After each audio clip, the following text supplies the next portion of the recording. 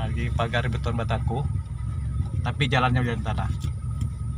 Inilah mungkin seandainya jalan ini dibangun aspal akan lebih baik, tapi sepertinya pemerintah Kabupaten Aceh Besar tidak melihat perlunya pembikinan jalan di sini. Padahal ini sebuah objek wisata yang dibangun oleh seorang warga Aceh Besar, seorang dari keluarga ulama Tanohabe,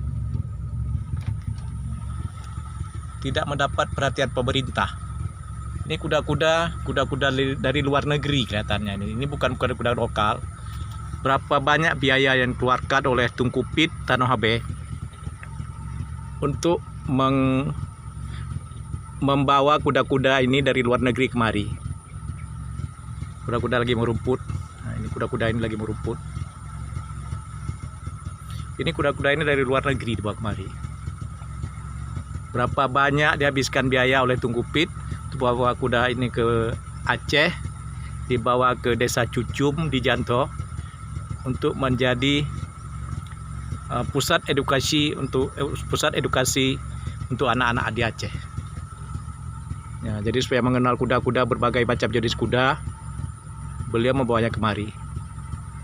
Nah, ini kudanya sedang merumput.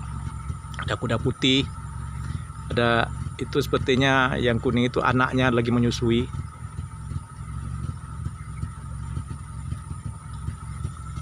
Nah, di sana lagi ada kuda-kuda.